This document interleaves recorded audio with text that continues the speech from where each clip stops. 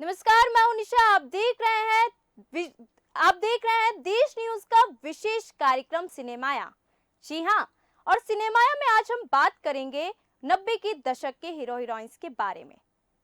आज के दौर में मनोरंजन के आधुनिक साधन मौजूद हैं, जैसे कि फिल्म, टेलीविजन प्रोग्राम और ओटीटी प्लेटफॉर्म्स पर मौजूद अनगिनत शोज हैं, हम देखते हैं। लेकिन इन सबसे पहले मनोरंजन का एकमात्र साधन जो आज से करीब 100 साल पहले मौजूद था, वह है नौटंकी। और इसके बाद आया सिनेमा। साल 1913 में मूक फिल्मों यानी कि साइलेंट फिल्म का दौर शुरू हुआ और राजा हरिश्चंद्र रिलीज हुई। जी हाँ, फिर इसके बाद 1918 में फिल्म लंका दहन और उसके बाद कृष्ण जन्म जैसी फिल्में लोगों को देखने को मिली। साल 1925 से लेकर 1975 तक भारत की कई महान फिल्मकारों ने बेहतरीन फिल्में बनाई। भारतीय फिल्मों के इतिहास को देखें तो आप पाएंगे कि 40 और 50 के दशकों को उसका सुनहरा और अति कार्यशील दौर माना जाता है।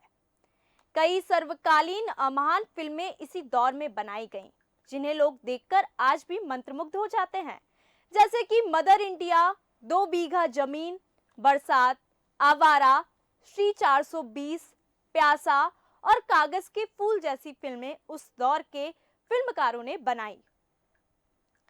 बात करते हैं दादा साहब की।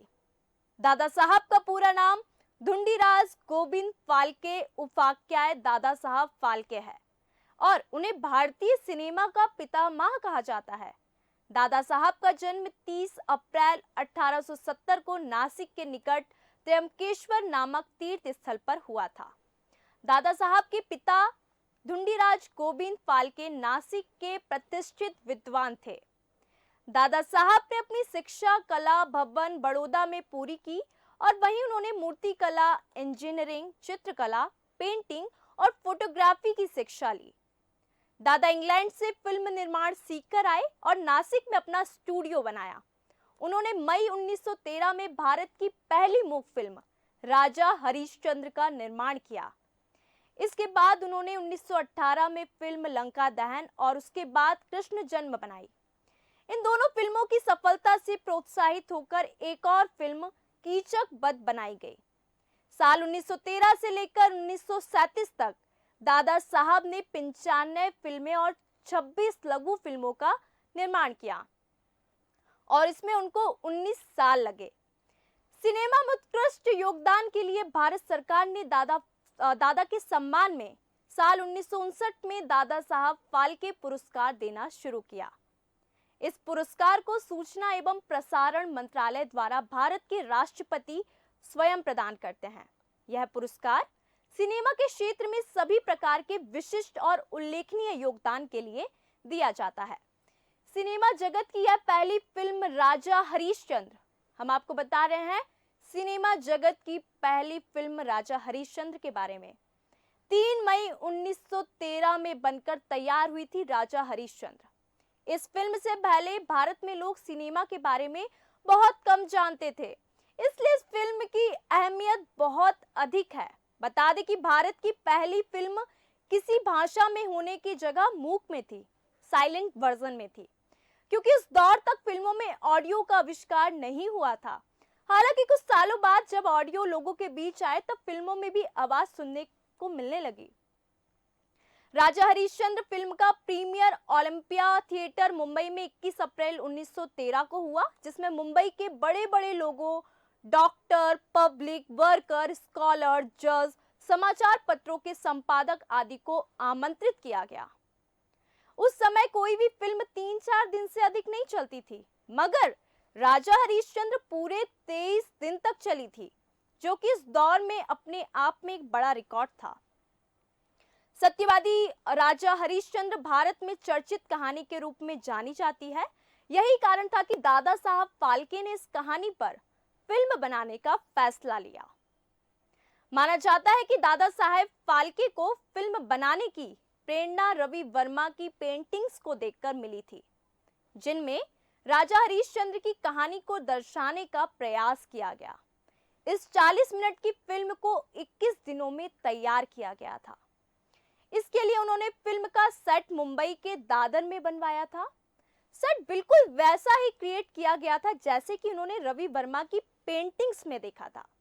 फिल्म में मराठी अभिनेता दत्तात्रेय दामोदर दबके ने राजा हरिश्चंद्र का किरदार निभाया था। दादा साहेब फाल्के ने अपनी इस फिल्म के लिए काफी समय तक महिला कलाकार की खोज की थी, लेकिन उस दौरान एक्टिंग में महिला कलाकार नहीं नजर आए थे।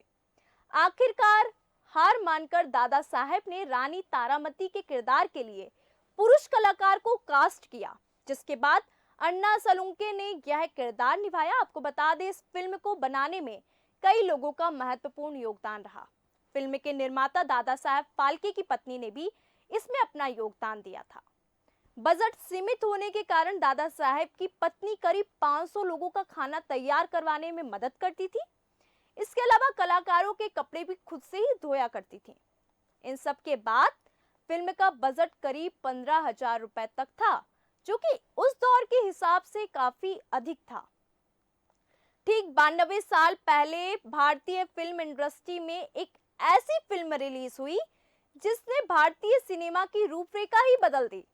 काले सफेद फिल्मों के दौर में अब तक लोग सिर्फ एक्ट्रेस के चेहरे के हाव भाव को ही पढ़कर फिल्म की कहानी को समझते थे, लेकिन 14 मार्च 1931 को रिलीज हुई इस फिल्म ने दर्शकों को बताया कि पर्दे पर हिलते डुलते काले सफेद किरदार बोल भी सकते हैं और उनकी आवाज पर्दे के बाहर सिनेमा हॉल में बैठे दर्शकों को सुनाई भी दे सकती है। जी हाँ, हम यहाँ भारत की पहली बोलने वाली फिल्म आलम आरा के बारे में बात कर रहे हैं। 14 मार्च 1931 को मुंबई के मैजेस्टिक सिनेमा हॉल में रिलीज हुई थी आलम आरा। आलम आरा की कहानी एक राजकुमार और बंजारन की प्रेम कहानी पर आधारित थी। इस फिल्म की कहानी एक पारसी नाटक पर आधारित थी। फिल्म की कहानी जोसेफ डेविड ने लिखी थी। फिल्म का निर्देशन आदिशेर ईरानी ने किया था। इस फिल्म में मास्टर विट्ठल, जुवेदा, जिल्लो, सुशीला और पृथ्वीराज कपूर प्रमुख किरदार में थे। आलम आरा में कुल 7 गीत थे। फिल्म का पहला गाना दे दे खुदा के नाम पे भारतीय सिनेमा का पहला गाना माना जाता है। इस फिल्म के लिए ब्लैक में टिकट बिक्री हुई थी। लोगों ने 50-50 रुपए में ब्लैक में टिकट खरीदे थे। उस समय 50 रुपए एक बहुत बड़ी रकम हुआ करती थी। फिल्म का पहला शो दोपहर 3 बजे शुरू होने वाला था, लेकिन लोग सुबह 9 बजे से ही मैजेस्टिक सिनेमा हॉल के बाहर जमा होने लगे थे। आखिरकार भीड़ को बेकाबू होता देख पुलिस बुलानी पड़ी थी। पुलिस ने लाठी चार्ज कर भीड़ को नियंत्रित भी किया। 124 मिनट की इस फिल्म को इंपीरियल मूवीटोन प्रोडक्शन कंपनी ने प्रोड्यूस किया था। दुर्भाग्य से इस फिल्म का एक भी प्रिंट अब भी उपलब्ध नहीं है। हम आपको बता दें, भारत की सबसे बड़े शोमैन कहे जाने वाले राज कपूर, जी हाँ, अब हम बात करेंगे राज कपूर की। राज कपूर का जन्म पठानी हिंदू परिवार में 14 दिसंबर 1924 को, जो कि पेशावर यानी कि जो अभी पाकिस्तान है, वहां पे हुआ था।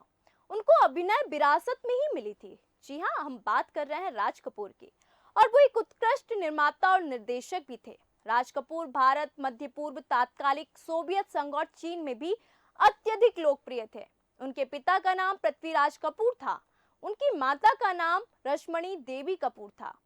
पृथ्वीराज कपूर भी एक महान अभिनेता थे, जिन्हें हिंदी सिनेमा का पितामह माना जाता है। पृथ्वीराज कपूर ने भारत की पहली बोलती फिल्म आलम आरा में सहायक अभिनेता के तौर पर अभिनय किया। इससे पहले पृथ्वीराज कपूर ने भारत की 9 मूक फिल्मों में भी काम किया था। राज कपूर की पढ़ाई में कभी मन नहीं लगता था, इसलिए उन्होंने 10वीं कक्षा की पढ़ाई बीच में ही छोड़ दी।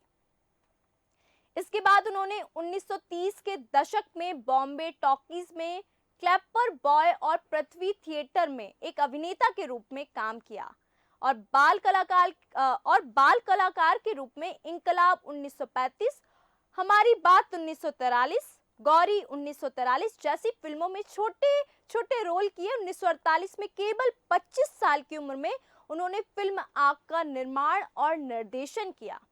1950 में उन्होंने अपने आर के स्टूडियो की स्थापना की और 1951 में आवारा में रूमानी नायक के रूप में ख्याति पाई।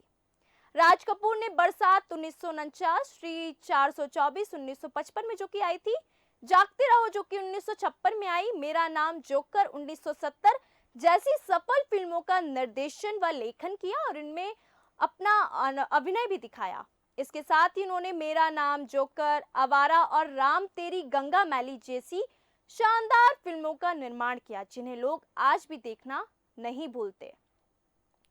उनकी फिल्मों के गाने उस दौर में सबसे लोकप्रिय हुआ करते थे, जैसे कि मेरा जूता है जापानी, आवारा हूँ, ए भाई जरा देख के चलो, जीना यहाँ मरना यहाँ, एक दिन बिक जाएगा, माटी के मोल आदि राज कपूर को 9 बार फिल्म फेयर पुरस्कार, पद्म भूषण और दादा साहब फाल्के जैसे पुरस्कारों से सम्मानित किया जा चुका है। मात्र 11 वर्ष की उम्र में राज कपूर ने फिल्म इंकलाब से अपनी अभिनय की यात्रा शुरू की थी। इतनी कम उम्र में ही राज कपूर ने काम करना शुरू किया। पहले वह बॉम्बे टॉकीज में हेल्पर का काम किया करते थे और बाद में वह क्लियर पर वॉयथवॉय का काम करने लगे थे। वर्ष 1947 में आई फिल्म नीलकमल से राज कपूर के फिल्मी करियर की असल में शुरुआत हुई। मात्र 24 वर्ष की उम्र में राज कपूर ने अपना प्रोडक्शन स्टूडियो आरके फिल्म शुरू कर दिया था। उस वक्त वह सबसे कम उम्र के डायरेक्टर बन गए थे। आरके स्टूडियो की पहली फिल्म आग थी। इस फिल्म में वह एक्टर भी थे और डायरेक्टर भी थे। फिल्म में उनकी एक्ट्रेस नरगिस थी। इसी फिल्म में उनका नरगिस के साथ एक लोकप्रिय सीन था जो बाद में आरके स्टूडियो का लोगो बन गया था। वर्ष 1946 में राज कपूर की शादी कृष्णा कपूर से हुई। दोनों के 5 बच्चे हुए, रणधीर कपूर, ऋषि कपूर, रीमा कपूर, रितु कपूर और राजीव कपूर। ऐसा माना जाता है कि कपूर फैमिली को जोड़कर रखने में कृष्णा राज कपूर का सबसे बड़ा हाथ था। मगर कृष्णा राज कपूर के जीवन में जैसे हमेशा पति राज कपूर का इंतजार करना ही लिखा था। दरअसल राज कपूर और नरगिस का अफेयर खूब चर्चा का विषय बना हुआ था, जिसको कृष्णा भी बेखबर नहीं थी। जी हाँ, कृष्णा को ये बात पता थी। वह कई दिनों तक राज कपूर का इंतजार करती थी, मगर वह घर ही नहीं आते थे। मगर नरगिस को भी इस बात का अंदाजा हो गया था कि राज कपूर अपनी वाइफ को छोड़कर उनसे कभी शादी नहीं करेंगे। इसलिए नरगिस खुद ही कृष्णा और राज के बीच से हट गई और सुनील दत्त से शादी कर ली। बीते साल राज कपूर के बेटे ऋषि कपूर की एक आत्मकथा आई थी, खुल्लम खुल्ला, जिसमें ऋषि कपूर अनसेंसर्ड, जिसमें वो लिखते हैं कि मेरे पिता राज कपूर 28 साल के थे और पहले ही हिंदी सिनेमा के शोमैन का खिताब पा चुके थे। उस वक्त वो प्यार में भी थे। दुर्भाग्य से मेरी माँ के अलावा किसी और से उनकी गर्लफ्रेंड और उनकी कुछ हिट्स आग, बरसात और आवारा में उनकी हीरोइन भी थी। ऋषि एक जगह लिखते हैं कि नरगिस को इन हाउस हीरोइन कहते थे और आरके स्टूडियो के लोगों में भी वो शामिल थी। ऋषि ने लिखा कि उनके पिता को शराब, सिनेमा और लीडिंग लेडीज से प्यार था। राज कपूर को एक अवार्ड समारोह के दौरान ही दिल का दौरा पड़ा था, जिसके बाद वह 1 महीने तक अस्पताल में जिंदगी से लड़ते हुए आखिरकार 2 जून 1988 को उन्होंने दुनिया को अलविदा कह दिया। पर कपूर खानदान की दूसरी जनरेशन में हम बात करें तो पृथ्वीराज कपूर के 3 बच्चे हुए। जी हाँ, आज के विशेष कार्यक्रम सिनेमाया में हमने आपको बताया कि भारत की जो पहली साइलेंट फिल्म आई थी राजा हरिश्चंद्र, वो कैसी थी, क्या उसका इतिहास रहा। राज कपूर के बारे में बताया, पृथ्वीराज कपूर के बेटे राज कपूर के बारे में बताया, साथ ही साथ उसके बाद जो बोलने वाली फिल्म आई आला मारा, उसके बारे में बताया। पृथ्वीराज कपूर के 3 बच्चे हुए, राज कपूर, शमशेर राज कपूर यानी शम्मी कपूर, बलवीर राज यानी कि शशि कपूर। तीनों ही किसी पहचान के मोहताज नहीं हैं और हिंदी सिनेमा जगत में उनकी अलग पहचान है। जी हाँ, आज के इस विशेष कार्यक्रम सिनेमाया में हमने आपको फिल्मी जगत के इतिहास से रूबरू करवाया। सिनेमा के खास कार्यक्रम में मिलते हैं कुछ ऐसे ही विषयों के साथ। देखते रहिए देश न्यूज।